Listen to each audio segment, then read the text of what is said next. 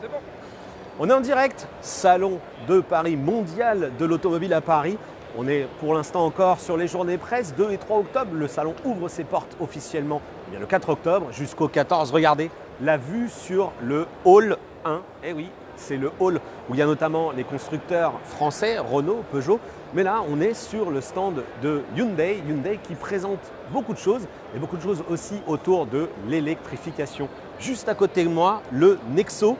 Véhicule à hydrogène, et oui, l'hydrogène, on s'en parle aussi à Paris. C'est vrai que c'est une technologie qui n'a pas beaucoup de succès parce que pour l'instant, on n'a pas de station de recharge notamment. Néanmoins, regardez un petit peu. Le véhicule, déjà, il a plutôt une gueule un petit peu futuriste, un petit peu sympa.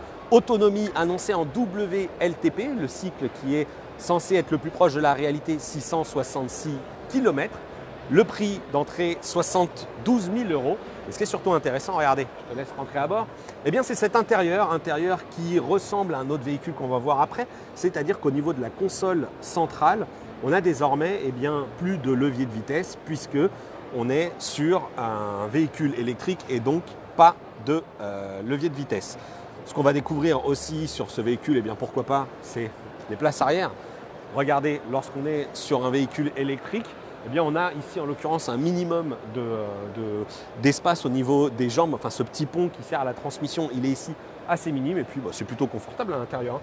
Je vais m'installer. Hop, alors là, bien sûr, je vois qu'il a été incliné. Hop, condition salon, on rebascule. Voilà, donc un espace plutôt spacieux, grand écran numérique à l'avant quand même.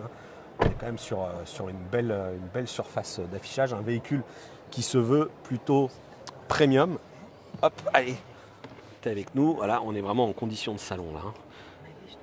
Bonjour Patrick, bonjour Emmanuel aussi. Voilà, donc plutôt une jolie finition ce Nexo. Mais c'est surtout un autre véhicule qu'on voulait vous montrer. C'est celui qui est juste là-bas, juste derrière, en espérant qu'on n'ait pas trop de monde. C'est le Kona dans sa version électrique, extrêmement prometteur. Déjà par son gabarit, c'est le petit SUV urbain pour la ville avec plein de bonnes choses et surtout une chose essentielle, c'est que c'est un véhicule électrique avec une capacité de 64 kWh, une autonomie annoncée de près de 500 km et surtout un tarif. Quel tarif même puisque on est pour la version 64 kW à environ 42 400 € hors bonus, et ça c'est quand même pas mal du tout. On va retrouver donc à l'intérieur des choses qui sont proches du Nexo avec cette console qui est extrêmement épurée. Au niveau du centre, un affichage numérique, grand écran, environ 10 pouces. Et puis voilà, donc ce pack de batterie 64 kW qui est intégré au niveau du plancher et qui permet à Hyundai d'annoncer une autonomie de 482 km pour cette version.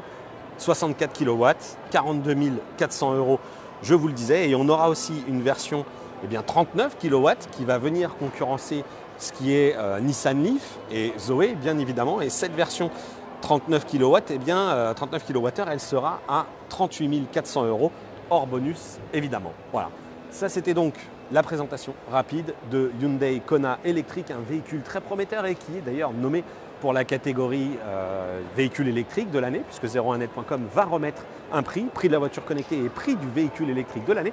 Je peux vous dire que cette Kona, elle a déjà beaucoup séduit les membres du jury. Le verdict tombera le 5 octobre au soir, à suivre sur 01net.com.